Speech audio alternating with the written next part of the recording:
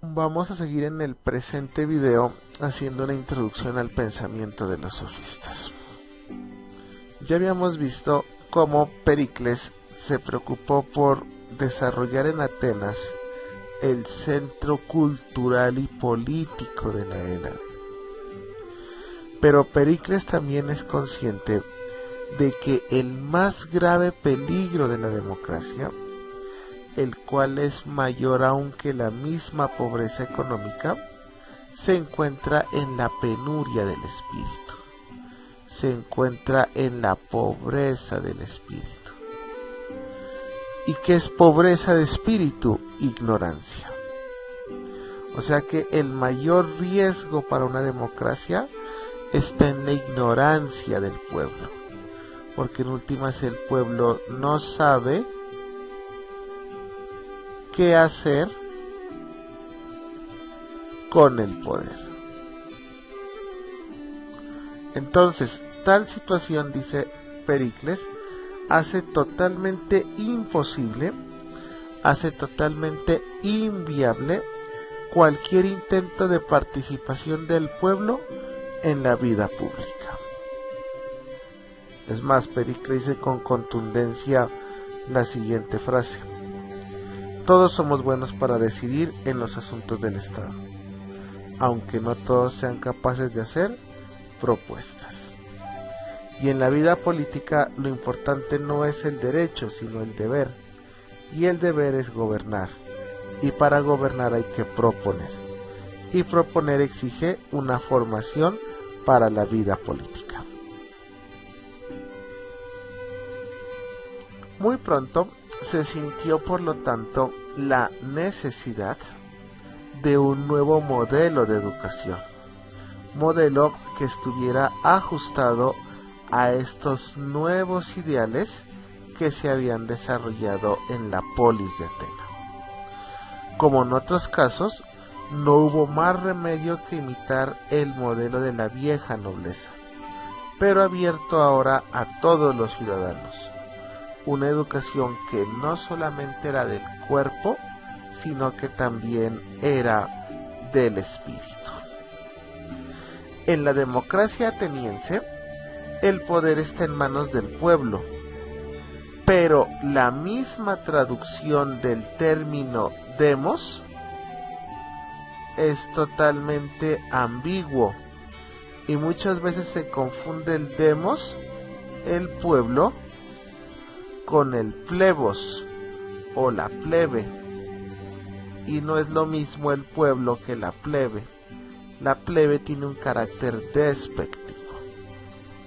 Es más, los enemigos de la democracia hablan despectivamente de la plebe. O sea, la plebe es como hablar de los pobres, de los que no tienen derechos. En últimas, la plebe son aquellos que no tienen el reconocimiento como ciudadanos. En cambio, los defensores entienden la palabra como demos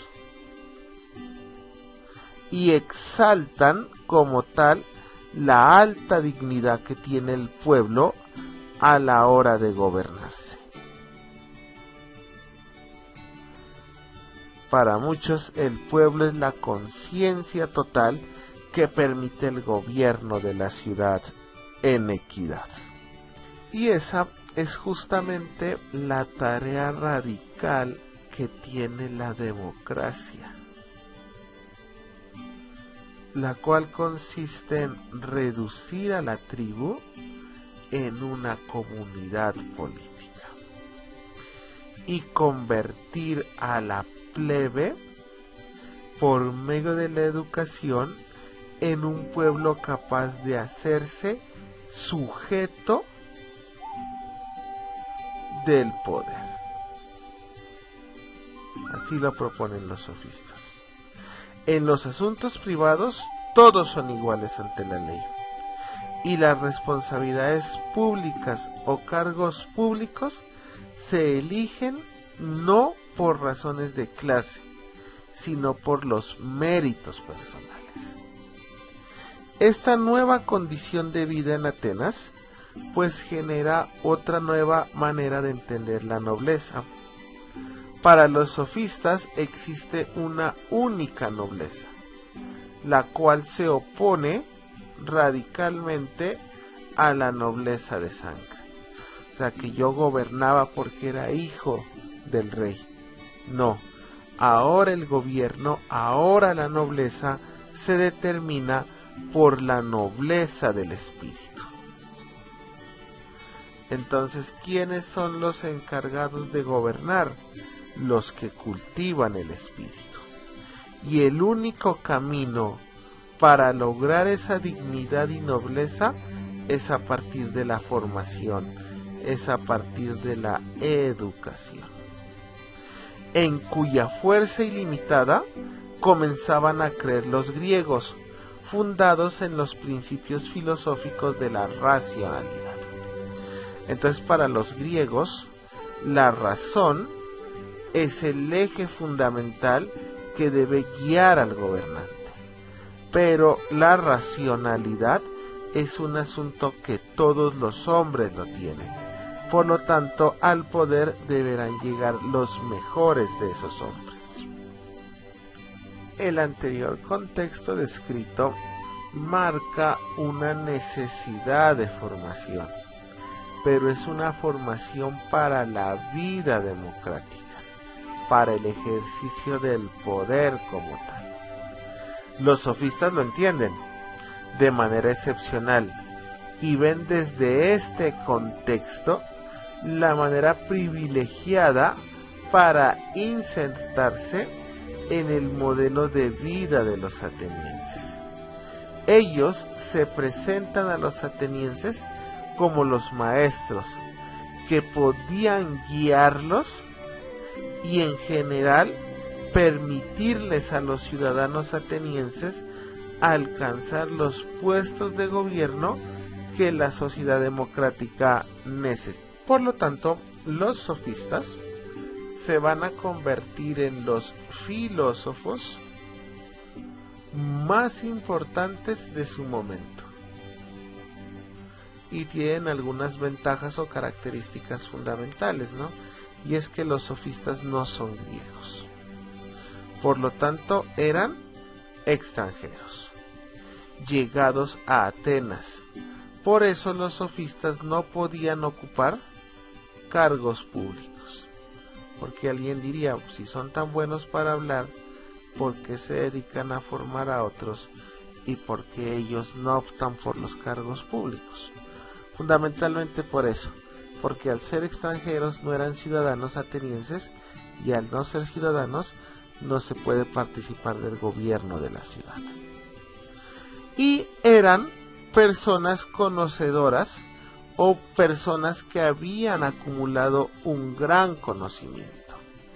Por lo tanto, los sofistas son personas con una gran cultura, ya que habían recorrido muchos lugares y conocido muchas formas de pensar. Todo esto los coloca en una posición privilegiada frente a los griegos, porque además de conocer mucho sobre diferentes lugares, también eran conocedores de la cultura griega, lo que facilitaba desarrollar una actitud filosófica que los presocráticos no tenían. Los sofistas se van a dedicar en Atenas a enseñar, pero una característica fundamental y es que ellos no iban a enseñar de forma desinteresada, ya que ellos cobraban por sus enseñanzas.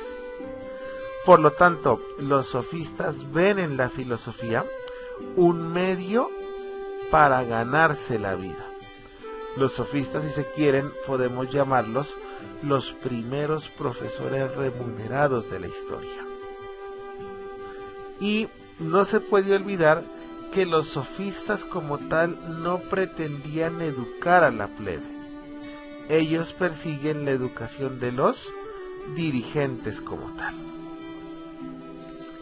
En ese sentido, los sofistas parten de un supuesto, y es que las cualidades capitales de un hombre de Estado no pueden ser adquiridas. Estas son innatas.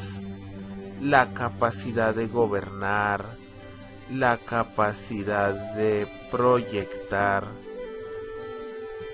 el liderazgo.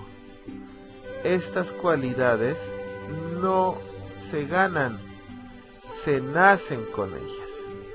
Por lo tanto, lo que se debe hacer es ayudarle al hombre a dominar su lenguaje. El gobernante debe aprender es a pronunciar discursos, los cuales sean convincentes y oportunos. Y estos discursos deben ser, sobre todo, desarrollados y aprendidos para favorecer la vida política. Entonces, en los sofistas hay un fuerte interés por socializar los conocimientos y por permitirle a los hombres de Estado expresar sus ideas de la manera más clara posible. Y es que en el Estado democrático se hace totalmente indispensable el desarrollo de las habilidades de oratoria, o sea, del arte de hablar en público. Y esta oratoria se va a convertir en el timón, si se quiere decir así, del hombre de Estado. Un hombre de Estado debe estar marcado por la elocuencia de su palabra. Y en esencia, un buen gobernante, un gobernante virtuoso, es aquel elocuente que sabe comunicarse y que sabe generar en las personas la sintonía necesaria. Si el orador es brillante y honesto, puede llegar a convertirse en un nuevo Pericles, pero si solo es hombre de palabra brillante, a la que no acompaña la honradez y la honestidad, seguirá siendo el demagogo el mayor cáncer y corrupción de la democracia. Lo más característico de los sofistas era el método dialéctico, mediante el cual se expresaban, se pronunciaban extensas argumentaciones, los cuales, más que buscar la verdad, tenían como finalidad evidenciar las incoherencias en la argumentación del adversario como tal. Entonces el método dialéctico es un método que busca encontrar el error del otro para hacerlo caer en ridículo como tal. No es un método para encontrar la verdad, es un método para demostrar por qué los hombres no llegan a la verdad. El máximo grado de habilidad del sofista consistía en convencer. ¿Y a quién debía convencer? A su auditorio de algo para inmediatamente demostrar lo contrario. Para tal fin, los sofistas utilizaban dos armas, la primera que es la retórica y la segunda que es la heurística. La retórica, los sofistas lo entienden como el arte de convencer al contrario mediante la palabra. Y la heurística es el arte de polemizar con el otro, llegando a ejercicios tan extremos de realizar extensas discusiones sobre asuntos totalmente absurdos, sin el objetivo de encontrar ninguna conclusión como tal. En sus orígenes, el término sofista tenía una connotación positiva y se la puede traducir precisamente como el sabio. El sofista era el sabio como tal y se utilizaba para designar a aquellas personas que tenían cierta habilidad para realizar algún oficio o para hablar como tal. Con el tiempo, y debido a la manera como los sofistas buscaban ganar dinero con sus enseñanzas, aparecen filósofos como Sócrates y Platón, quienes nos dan una visión negativa de los sofistas y nos dicen que los sofistas son aquellas personas dedicadas a engañar a través de razonamientos falsos como tal. Una de las actitudes más características de los sofistas estuvo referida a su concepción o a la manera de entender las normas que se desarrollan en una sociedad. Los sofistas consideran que ni la moral ni la ley respondían a una naturaleza como tal. O sea, ni la moral ni la ley son naturales. Las leyes se obedecen no porque sean naturales, sino que son estrictamente accidentales. Las leyes para los sofistas eran nomos, es decir, el resultado de convenciones humanas, de pactos, de tratos establecidos entre los hombres mismos, a través de los cuales buscaban contener o establecer un orden social específico, sin que con ello sea indispensable el lesionar el orden natural. Las normas como tal solamente son el vínculo para asegurar el orden social. En esencia, lo que nos quieren enseñar los sofistas es que las leyes, las normas, los diferentes preceptos de comportamiento no tienen un carácter natural. Yo no obedezco a las leyes porque son naturales, porque son propias de la dinámica del mundo. Tampoco yo obedezco las leyes porque tengan un carácter divino, o sea, porque las haya mandado Dios. Esa es la característica normal que nos dan de las leyes, y es que nosotros obedecemos leyes o porque Dios las ha mandado o porque son propias de la naturaleza. Los sofistas nos van a mostrar que las leyes como tal son construcciones humanas y por lo tanto son artificiales.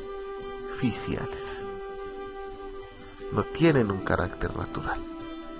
No se puede ser tan ingenuo, piensan los sofistas, de creer que las leyes se las respeta únicamente porque han sido puestas por Dios y que por lo tanto una ley viene a representar la voluntad de Dios. Yo no puedo ser tan ingenuo de que solamente obedezco la ley por el miedo que me genera llegar a irrespetar a Dios. Y tampoco podemos ser tan ingenuos de creer que las leyes son eternas, han existido desde siempre y van a ser las mismas siempre, debido a su carácter natural. Las leyes no son eternas, tuvieron un principio y ese principio es creado por el hombre. Por lo tanto, son eminentemente particulares. Y todo hombre no está obligado a cumplirlas como tal. Los sofistas, en tal sentido, manifiestan una profunda desconfianza y una profunda postura crítica frente a todo tipo de saber, frente a todo tipo de conocimiento, frente a todo tipo de ley o norma, frente a todo tipo de costumbre o práctica que tradicionalmente se ha considerado como un bien, se ha considerado como correcta o se ha considerado como socialmente válida. Para un sofista, por lo tanto, la verdad, la ley, la costumbre, como tal, tienen un carácter no objetivo. Y es así porque han sido, como tal, elaboradas por el hombre. Las leyes son elaboradas por el hombre. El conocimiento y lo que creemos que es verdad es una construcción eminentemente humana.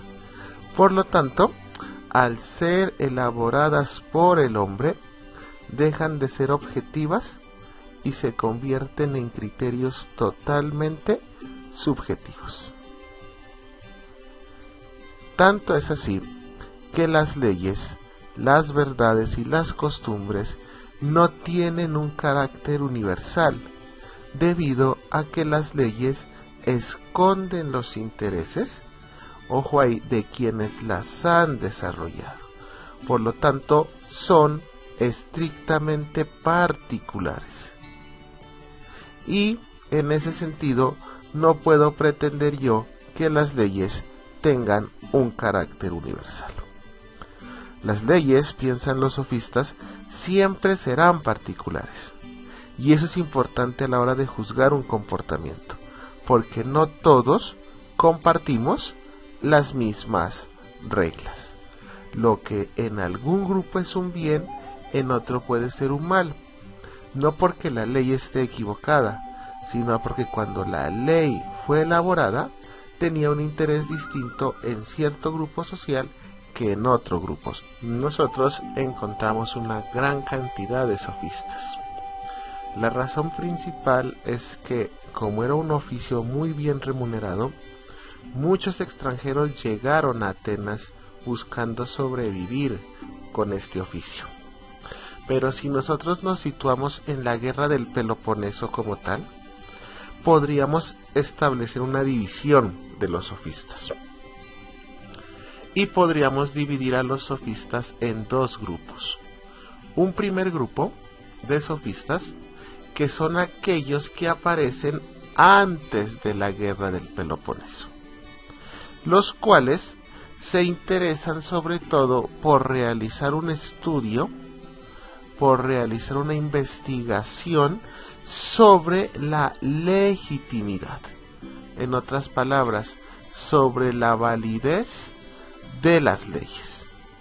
Y en ese sentido, al revisar si una ley tiene validez, está tratando de establecer aquellos fundamentos más allá de la emoción, más allá del interés personal, sino que está buscando los fundamentos racionales de la sociedad y de cuáles son los verdaderos valores que deben dirigir esa sociedad. Como tal, entonces, tenemos a unos primeros sofistas que sin ningún problema se van a enfrentar a lo que normalmente se había aceptado por tradición en Atenas. Se van a enfrentar a la validez de la ley y van a establecer sobre la ley una postura muy crítica, tratando de desenmascarar el carácter artificial de la misma. Y su objetivo lo hacen a partir del desarrollo de nuevas vías, de nuevos caminos de investigación, los cuales sobre todo van a proponer al hombre y al hombre político como los principios, ojo aquí, como los principios de toda reflexión filosófica. La filosofía en últimas tiene sentido, tiene razón de ser si coloca al hombre y a la polis como los núcleos fundamentales de su reflexión. Uno de los sofistas más importantes es el señor Protágoras de Abdera. Protágoras de Abdera como tal es, y lo vamos a ver, el padre de una escuela filosófica que se llama el relativismo. Protágoras, que más o menos su vida está entre el 481 y el 411 a.C.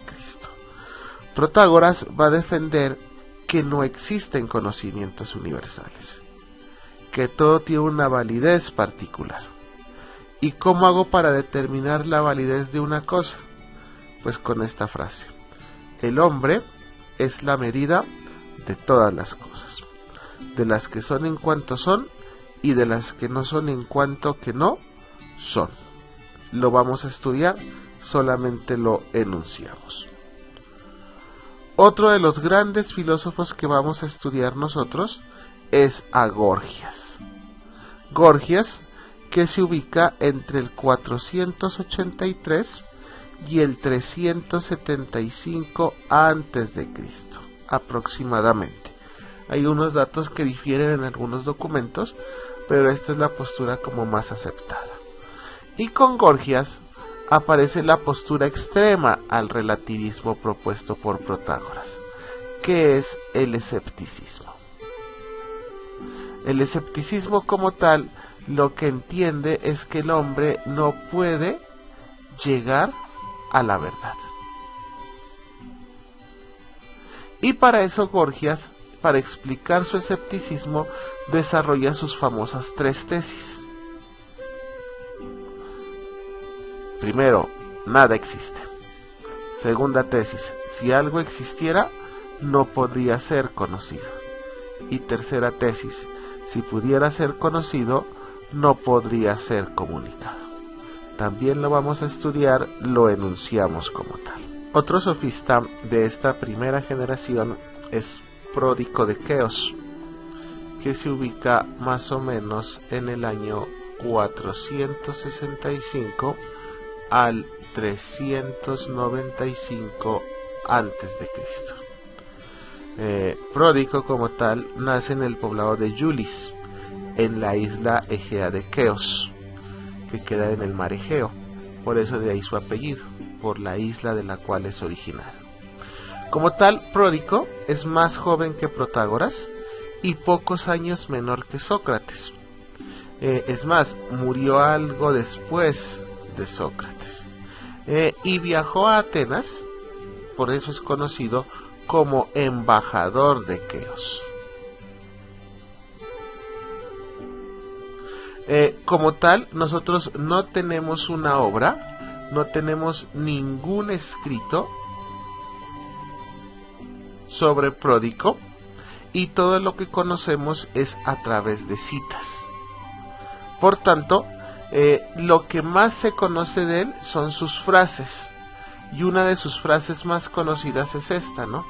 Se toma por divino lo provechoso para los hombres. Por lo tanto, Pródico nos da una imagen de los dioses únicamente como una encarnación de lo útil. Con ello, Pródico establece la base para una teoría, ojo aquí, que es bien interesante, para una teoría naturalista de la religión. Y en ese sentido, para interpretar los diferentes mitos. Los mitos entonces se explicarían únicamente desde el carácter útil que tienen para los hombres. También afirmaba Pródico que el alma humana es el resultado de la organización de los seres, ¿sí? A Pródico se lo atacó mucho debido a ese carácter que trata de quitarle el carácter divino a los dioses, y por eso fue acusado de ateísmo. El último gran sofista de esta primera generación es Hipias de Élide. Como tal, no se tiene una fecha exacta de su nacimiento y su muerte. Se lo ubica, eso sí, hacia el siglo V antes de Cristo, como los demás sofistas. Y muchos consideran que fue contemporáneo tanto de Protágoras como de Sócrates. O sea, conoció y estableció una relación con estos dos grandes filósofos. ¿Qué sabemos de él?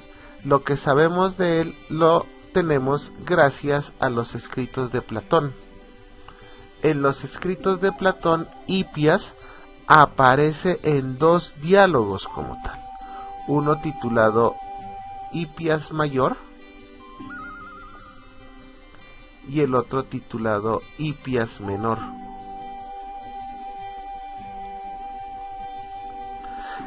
También aparece en un pequeño diálogo de Protágoras, pero las fuentes más grandes las tenemos en Platón. La frase o el pensamiento que marca a Hipias y que lo hace importante, y es que Hipias defendía que todos los hombres son iguales por naturaleza, y con eso ataca el carácter de existencia de hombres superiores debido a la herencia, o de hombres superiores debido al puesto que ocupaban. Por ejemplo, un sacerdote que fuera más alto, que tuviera mayor honor que un campesino. Para Hipias no, todos los hombres son iguales por naturaleza. Y con Hipias nos encontramos que él es el creador de los sistemas mnemotécnicos. Por eso se decía que era poseedor de una gran memoria. No, él desarrolló los métodos mnemotécnicos de aprendizaje y es una gran herencia que manejamos hasta hoy. El segundo grupo de sofistas, pues es aquella generación de filósofos que viven después de la guerra del Peloponeso.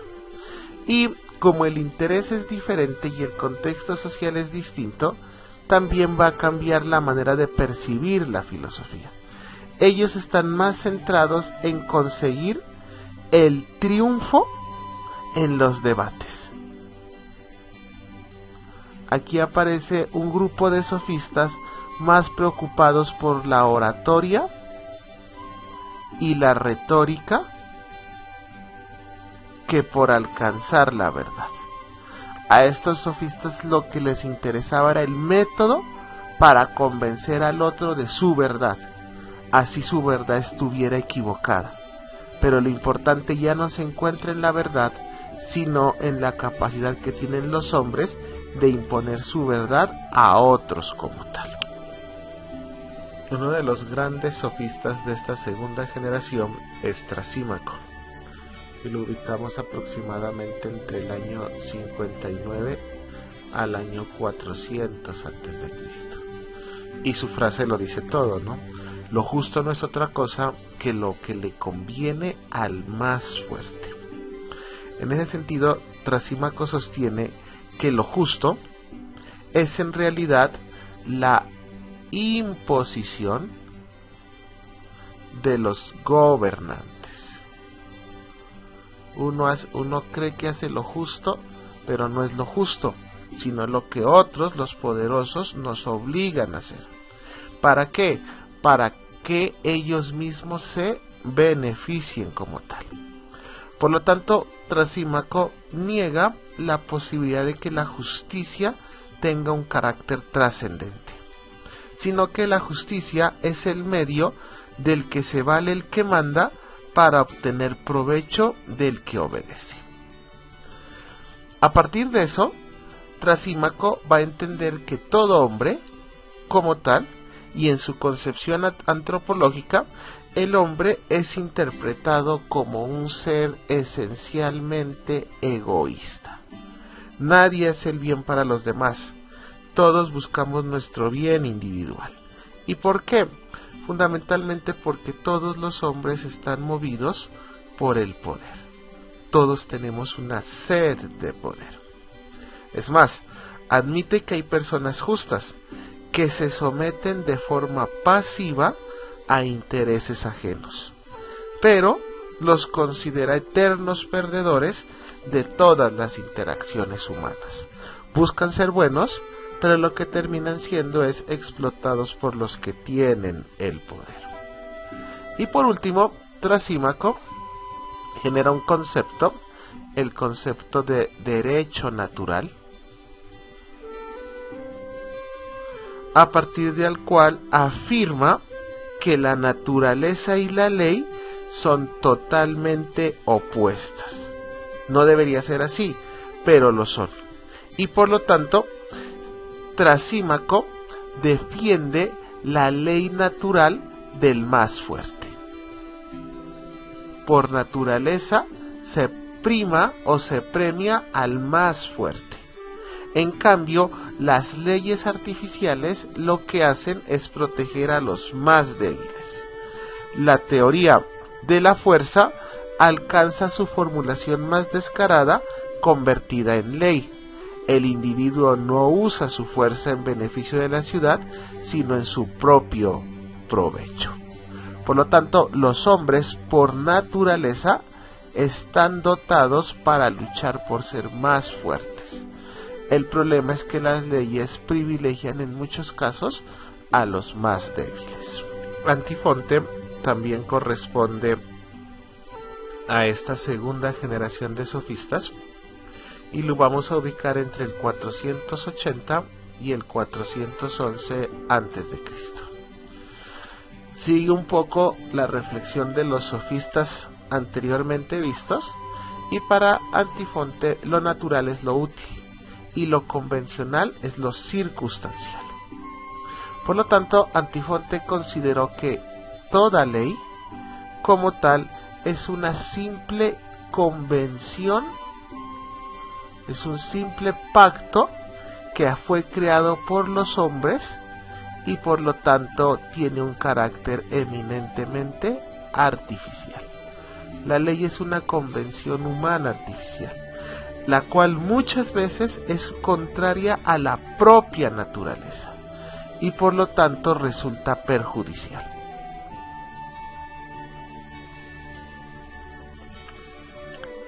Para Antifonte, las leyes por lo tanto no tienen un carácter universal. Las leyes son mudables, pueden cambiar, no deben ser las mismas ni pueden ser las mismas siempre, y son mudables como la voluntad humana, que cambia constantemente. Por eso la justicia está sometida a estos vaivenes. Por lo tanto, la transgresión de la ley humana en secreto no comporta ningún castigo, porque en últimas es el cambio que hacen los hombres de su propia voluntad. Antifonte es muy conocido porque elabora una crítica al formalismo de la ley. Antifonte va a decir, nos preocupa mucho la forma de la ley, y mientras respetemos la forma de la ley, pues hombre, seremos considerados buenos, pero ¿cuántas veces a escondidas no transgredimos la ley? Por lo tanto, el hombre debe ir más allá de la forma de la ley y buscar lo que es útil para su propia existencia. Otro sofista importante es Critias. Critias es un sofista que lo podemos ubicar entre el año 460 y el 403 a.C. Una de las características bien interesantes es que Critias fue tío de Platón, uno de los filósofos clásicos griegos más importantes, sino el más importante de su época. Pero lastimosamente no se lo recuerda por su proyecto filosófico, ¿no? Sino que es recordado por haber formado parte del gobierno de los 30 tiranos, el cual fue impuesto por los espartanos tras su victoria sobre Atenas. Escribe una gran cantidad de obras, pero nos han llegado muy pocas. Critias es en esencia una de las figuras atenienses más enigmáticas y polémicas del siglo V. Escribió mucho, pero sus obras no nos han llegado. Existen únicamente fragmentos. Pero una de sus ideas o uno de los fragmentos más incendiarios es el siguiente, ¿no? Critias afirma que Dios es un invento humano, es una invención provechosa de una persona muy sabia, pero al mismo tiempo muy astuta, que pretendía que se cometieran delitos a escondidas. Esa es la postura de Critias, ¿no? Entonces reconoce el carácter inmoral del individuo y que inventa un Dios para que los hombres dejen de ser inmorales y traten de llevar su vida de una forma más privada.